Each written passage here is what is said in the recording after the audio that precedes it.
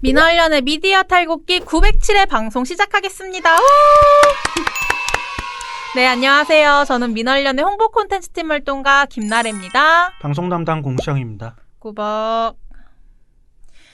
네, 오늘은 평소 그 미디어 탈곡기하고 좀 주제 내용이 달라요. 왜냐하면 보통 민원련에서는 언론 보도 문제라든지 뭐 아니면 조선 중앙 동아 뭐 그런 문제 혹은 방심위 방통 이런 문제를 다뤘었는데요. 오늘은 시사교양 프로그램에 대해서 좀 비판을 해보려고 합니다. 그리고 또 특별한 두 번째 이유가 있는데요. 이게 민원련의 방송모니터위원회 회원들과 함께 제작을 한 보고서라고 해요. 그러니까 정말 시민들이 관심을 가지고 이게 정말 문제입니다 라고 이야기하는 내용을 담은 보고서라는 건데요. 어떤 시사교양 프로그램을 문제라고 선정해서 보고서를 작성했던 건가요? 네. 올해 모임하기가 진짜 힘들어가지고 이것도 막 몇 달 만에 겨우 써서 낸 보고서인데 네. 얘기가 나온 게 한 6월쯤부터? 네. 그때부터 얘기가 나왔었어요. 그래서 그때부터 모니터를 쭉 하다가 이제서야 낸 거죠. 고생이 많았네요. 우리 또 네. 방송 모니터 회원들이랑 코로나 시국이어서 저희가 대면으로 진행을 못하고 줌 같은 걸로 진행을 하고 좀 했더라고요. 하는 거 보니까. 근데 방송 모니터 위원회 같은 경우에는 좀 코로나 덜 했을 때 있잖아요, 중간에. 네. 그때 좀 모여서 했던 거고요. 그랬군요. 지금은 또 안 하고 있습니다. 코시국 때문에 네. 좀 그런 게 있어요. 여튼. 그래서 뭘 했다는 거예요? 말해줘요. 뭐 했어요? 네, 뭐 MBC 실화탐사대나 궁금한 이야기 Y나 이규현의 스포트라이트 같은 프로그램 있잖아요. 탐사보도. 네, 이런 탐사보도를 좀 흥미있게 전달하려고 하는 네. 요즘 프로그램들이 많은데 네. TV조선의 탐사 세븐 같은 것도 있죠. 그중에는. 네. 네, 선거 직전에 차이나 게이트라는 조선족 혐오 음모론을 퍼뜨렸던. 네네. 뭐 사실이 아닌 걸로 뭐 여튼 밝혀졌습니다. 차이나 게이트는. 네. 네, 뭐 이런 프로그램들은 이제 한 끗 차이로 되게 훌륭한 보도 프로그램이 될 수도 있지만 그렇죠.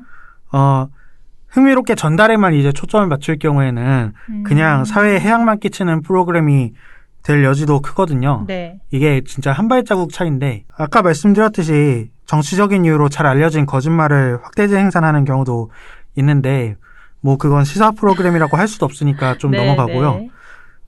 일반적인 시사 프로그램이라면 제작진이 줄타기를 정말로 잘해야 됩니다. 네. 근데 이 KBS 제보자들 ETV에서 방영이 됐거든요. 네. 그거는 이제 이런 줄타기에 좀 실패한 사례로 저희들이 꼽아서 소개를 해드릴까 합니다. 네. 그러니까 한마디로 KBS에서 방송했던 시사교양 프로그램 제보자들에 대해서 이 방송모니터위원회 회원들과 함께 제작한 보고서 이야기를 해보겠다라는 말씀으로 이해를 했는데요.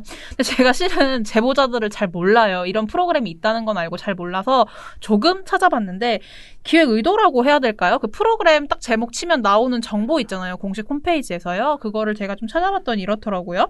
당신이 스쳤던 일상 안에서 놀라운 미스터리를 발견하다. 대한민국 최고의 스토리 헌터고 군단이 의문의 제보를 단서로 미스터리에 숨겨진 놀라운 진실을 찾아간다. 일상에서 마주친 감동적인 장면부터 이상 야릇하게 넘긴 기이한 사건의 이면까지 당신을 스쳐갔던 이야기 속 진실의 귀환이 시작된다라는 거였어요. 제가 도대체 뭘 문제였길래 이렇게 방송모니터위원회 회원들이랑 함께 다뤄봤는지 또 봤어요. 또 최근에 다뤘던 방송 주제는 뭐 환경오염에 삶의 터전을 잃은 마을 주민들이나 부동산 문제, 수술실 CCTV 설치 의무화 문제, 청소년 성착취 문제. 이게 다 공익적이고 우리 사회에서 반드시 이야기를 해볼 만한 내용이었거든요. 그래서 뭐가 문제였는지 좀 궁금해요. 좋은 주제도 많다고 하셨는데 네. 뭐 이 프로그램 전체의 문제를 저희가 제기하려고 하는 게 아니고요. 네. 시사 프로그램은 사실 웬만하면 공익적이에요. 그쵸. 네, 그건 기본인데 공익은 재미가 없잖아요.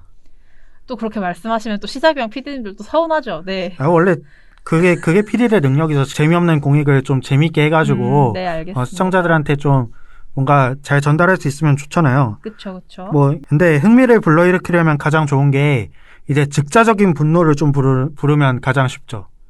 시청자들한테. 그쵸. 이게 사안을 전달했을 때 바로 이제 곧바로 분노가 일으켜지고 좀 공론화되는 길로 가는 데 있어서는 네, 근데 이제 거기에만 좀 집중하면은 다소 멀리 간 사례들도 이제 나오는 거죠. 제보자들 보면서 좀 그런 사례를 찾아보셨다 이거인 것 같아요. 예를 들면은 173화에서는 발달 장애 여성이 장애인협회 고위관계자에게 성폭행을 당했다. 이런 내용을 방송했어요. 네. 근데 방송에서 계속 특정 신체 부위를 흉기로 그었다는 내용을 반복해서 방송을 합니다. 인거리에서 제보자들은 피해자의 산부인과 진료 소견서까지 방송에서 보여줬어요. 네. 반복해서 막 읽어주는데 거의 집착에 가까워 보였습니다. 아, 그러면서 정작 피해 사실을 알리기 힘든 발달 장애인들이 성폭력에 어떻게 대처를 해야 되는지 공익적 정보는 전혀 나오지 않았고요. 아, 그리고 또 174화에서도 비슷한 문제가 있는데 여기서는 청소년 성착취 네. 랜덤 채팅 앱을 다뤘는데요. 네. 실태를 파악한다면서 제작진이 위장 가입한 채팅 앱에서 남성들의 막 더러운 욕구들을 하나하나 읽어주는데요.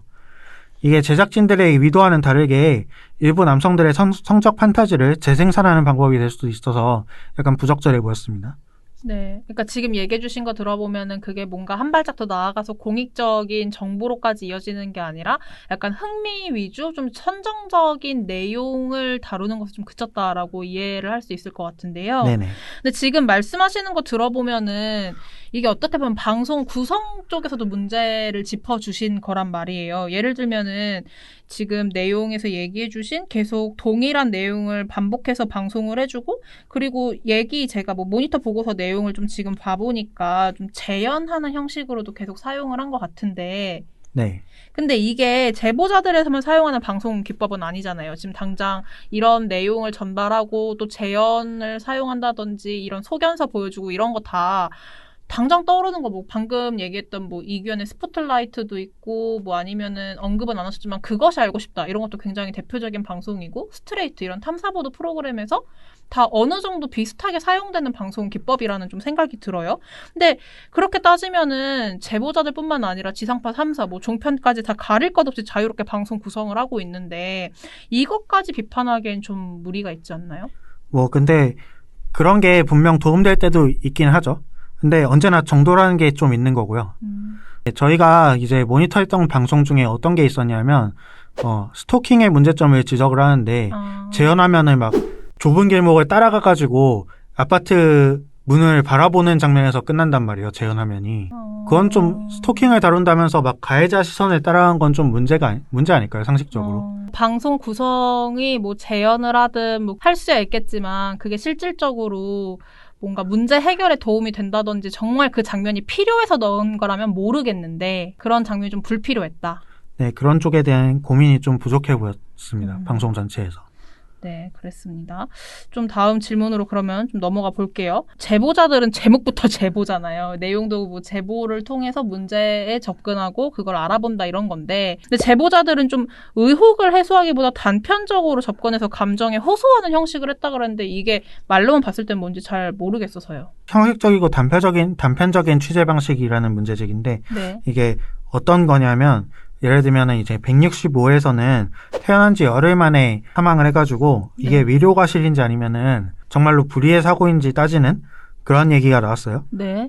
근데 이제 위료과실은 입증이 어렵잖아요. 네, 위료과실은 입증이 어려우니까 막 그 언론들이 A부터 Z까지 그 사건의 모든 진실을 파헤쳐야 될 의무는 분명히 없어요. 네. 분명히 없는데 그렇다고 시청자들한테 선입관을 심어줘도 된다는 뜻은 아니잖아요.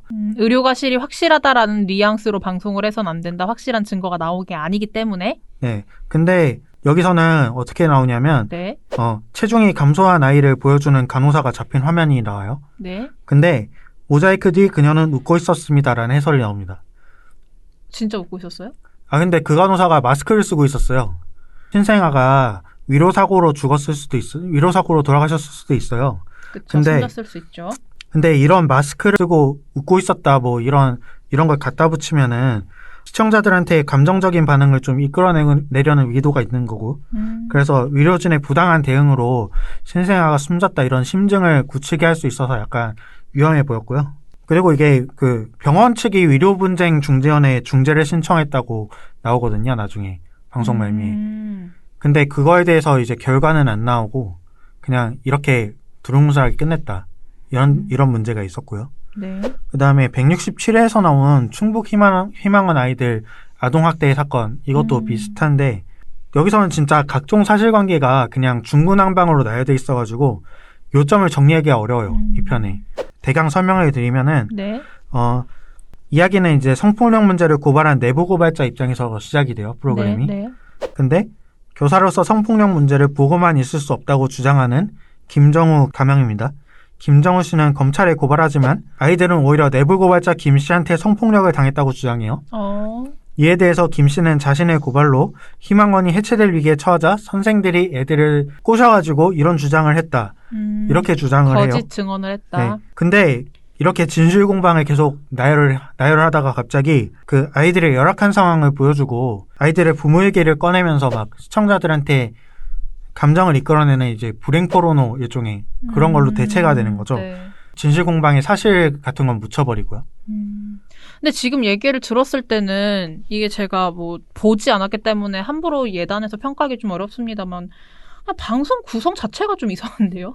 말씀을 들어보면. 네, 그래가지고 이제 막 방송 모니터 하면서 이 회원들도 막 이 정도는 괜찮은 거 아닌가, 이 정도는 괜찮은 거 아닌가, 그 각각의 사례로 보면은 네. 이런 식의 의견이 많이 나왔었어요. 근데 전체적으로 방송들의 구성을 보니까 하나같이 막 이런 식이었다는 거죠. 그러니까 문제는 던져놓고 제보를 받았으니 문제는 던져놓는데 굉장히 두루뭉술하게 이 사안에 대해서 보고 자꾸 주변에 있는 사안들을 좀 끼워 넣다 보면 결국에 처음에 하고자 했던 얘기가 결론에 도달하지 못하는 그러면서 좀 중간중간 자극적인 이야기가 삽입되고 이랬다. 네, 그러니까 비유하자면은 방안이 어질러져 있어요. 어질러져 있어서 청소업체를 불렀는데 청소업체가 더 어지르고 간 거예요. 이런 거죠. 네, 알겠습니다. 굉장히 뭐 적절한 비유를 해주셨는지 제가 방송을 보지 않아서 너무 아쉽네요. 좀 진짜 옛날 회차들만 보고 최신 회차들은 보지 못해서 좀 기억이 잘 안 나가지고 그런데요. 실은 이 모니터 보고서를 꼼꼼하게 읽어보시면 굉장히 문제점으로 지적을 한 내용이 많습니다. 그래서 이게 취재 결과가 아니라 취재 과정을 보여주는 것도 문제라고 지적을 했는데 전 이게 약간 공감이 안 갔던 게 취재 과정을 보여줘야 문제가 무엇이고 그리고 어떤 접근 경로를 통해서 본질에 다가갔는지를 알 수 있는 거잖아요. 근데 왜 취재 과정을 보여주는 게 문제라고 또 지적을 했던 거예요? 취재는 이제 사실을 확인하려고 취재를 하는 거잖아요. 네. 근데 취재 과정에서 사실 확인이 안 된 내용을 뭔가 엄청난 것이 있는 것처럼 그렇게 포장을 하면 문제가 되는 거죠. 특히 방송에서 아닌 걸로 결론이 나도 일단 방송에 나오는 것 자체가 주목도를 높이잖아요. 그래서 좀 문제인데 167화에 어떤 내용이 나오냐면 어떤 분이 돌아가셨어요. 돌아가셨는데 그분이 그 베트남 국제 결혼을 하신 분이었어요. 그런 내용을 아빠의 죽음, 그리고 베트남의 새엄마의 수상한 행적, 이런 제목을 붙이고 방송을 했는데요. 제목도 심지어 베트남 엄마의 수상한 행적이에요. 네. 네. 그러면 그 제목에서부터 이제 아버지의 죽음, 수상한 행적, 이런 단어가 들어가니까 네. 베트남인 여성이 뭔가 일을 저질렀을 것 같은 그런 인상을 주잖아요. 그쵸. 뭐 실제로 방송 초반 내용이 그렇습니다. 아버지의 죽음이 자연스럽지 않다는 유가족의 의견을 이제 전달하면서 시작이 되거든요. 네. 그 이후로는 이제 시반이 발견된 장소가 이상하다는 걸 드는데요. 네. 시반이 뭐냐면은 사람이 죽으면 피가 안 돌잖아요. 네네. 그러면 피가 밑으로 가라앉거든요. 네.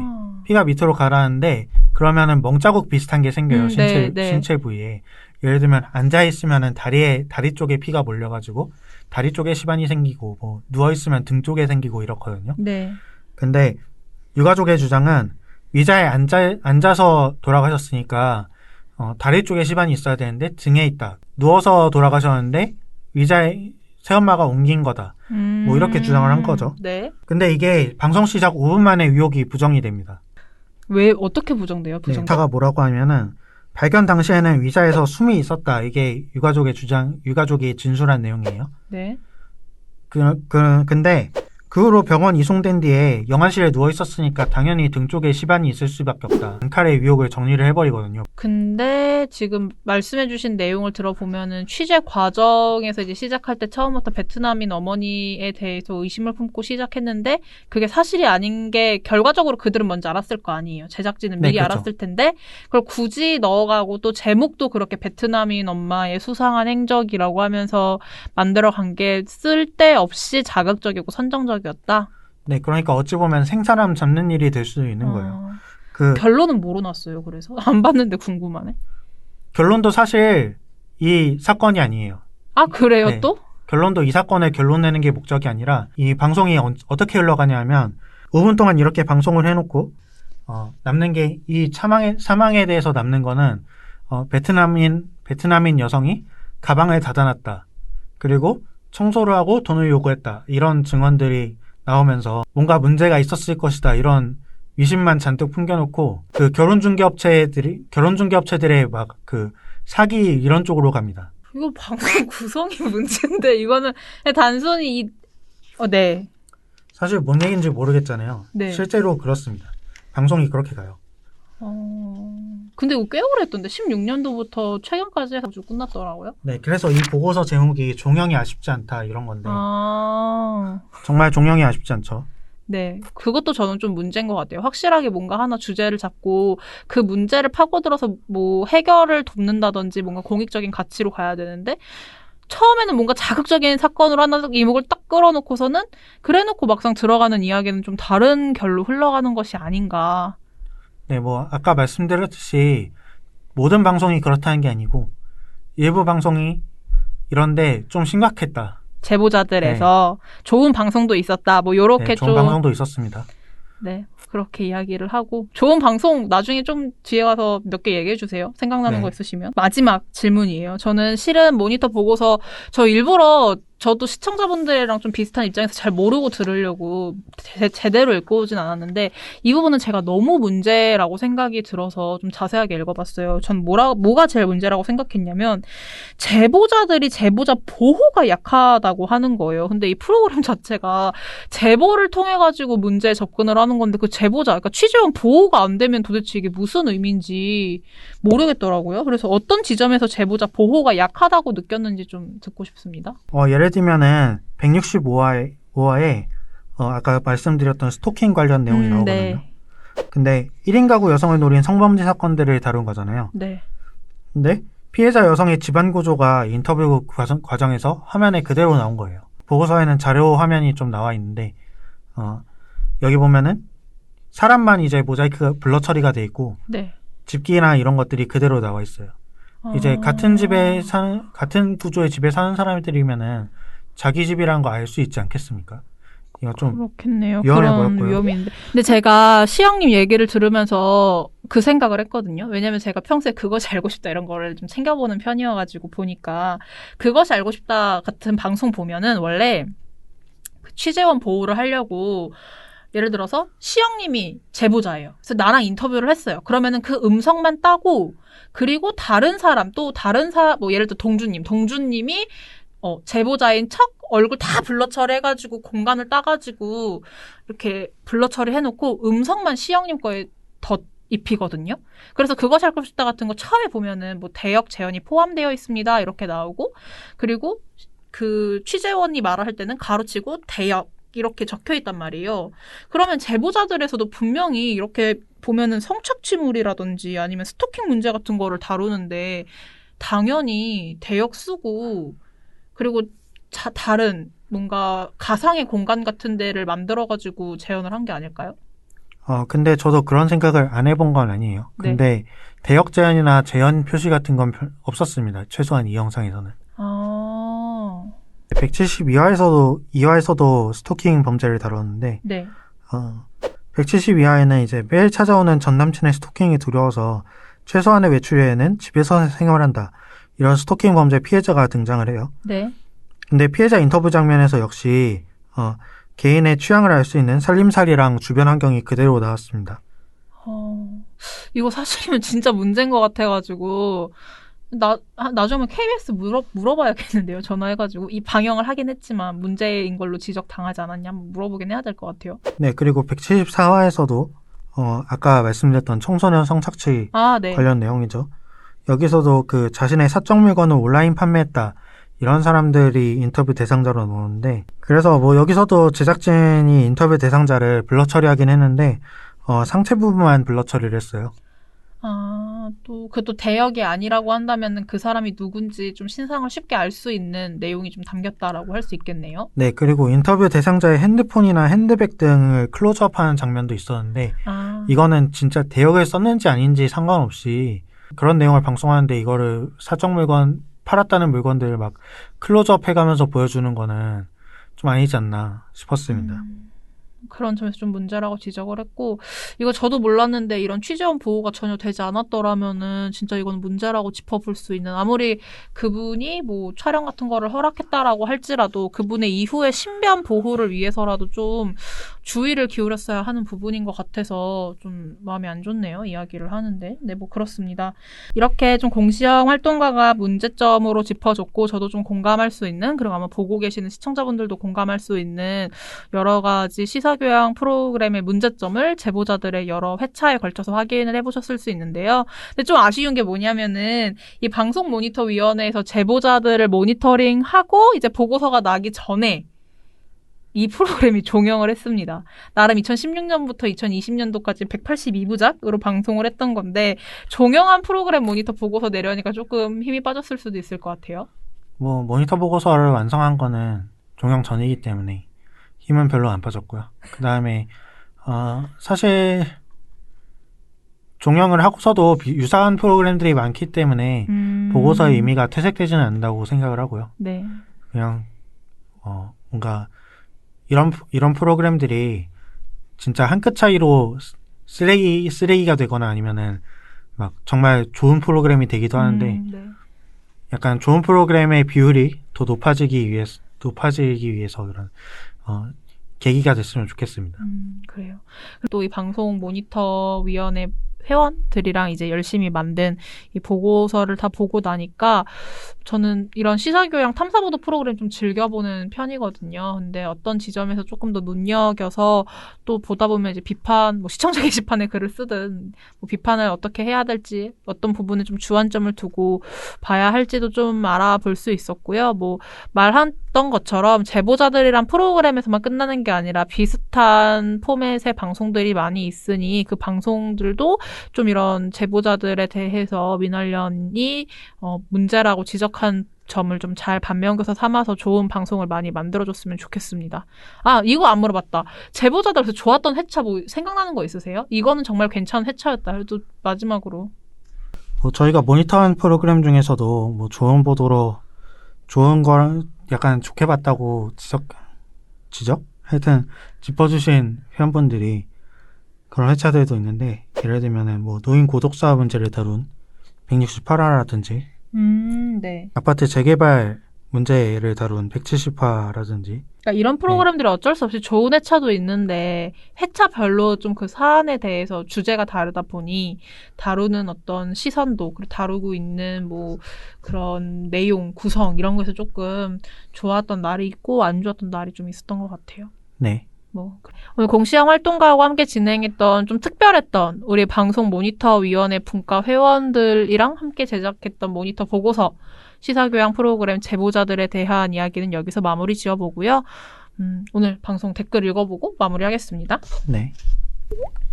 네. 오늘 그 공시형 활동가가 나왔으니 공시형 활동가랑 했던 방송 이야기 나눠보겠습니다. 903회 대법원 전교조 판결 진보 편향 대법관 탓 박근혜 정부 임명 대법관 4명 중 3명도 동의했다라는 내용이었는데요. 공시형 활동가가 굉장히 전교조 문제, 그 과거부터 그 노동법이라는 거에서 근로자를 어떻게 봐야 하는지 등도 굉장히 잘 짚어준 내용이었어요. 그런데 공시형 활동가 본인도 댓글을 또 써놨더라고요. 네네. 제가 쓴 거죠. 그 약간 해명성 댓글인데, 네.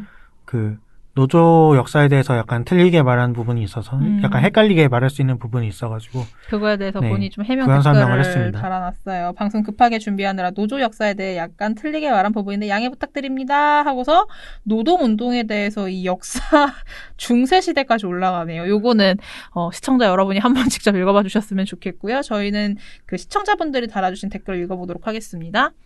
네. 설날김님.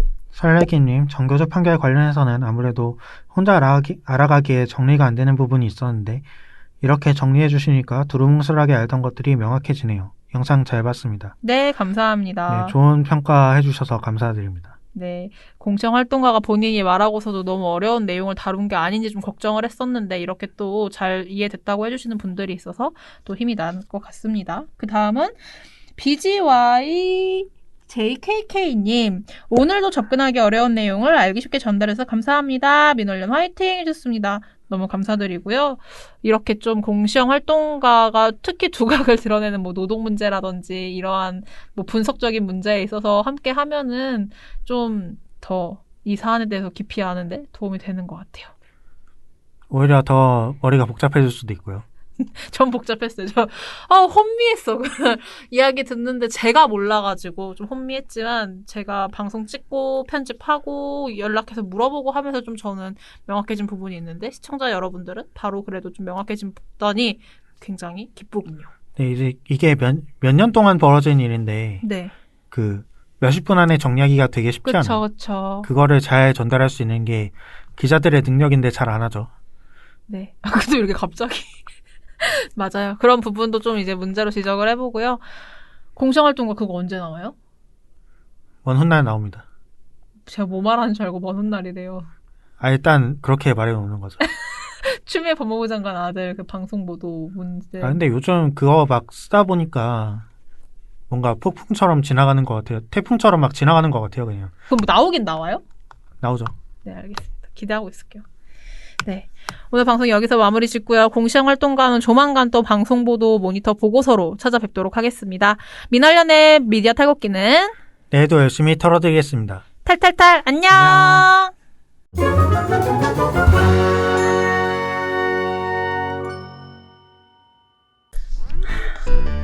시영님 뭔가 체크를 거는 건 아니고 머리를 살짝 시영님 할 때 이게 눈이 안 보이시더라고요. 그래서 한번 머리띠라도 하고 해야 되나? 좋아요. 머리띠 어떻게?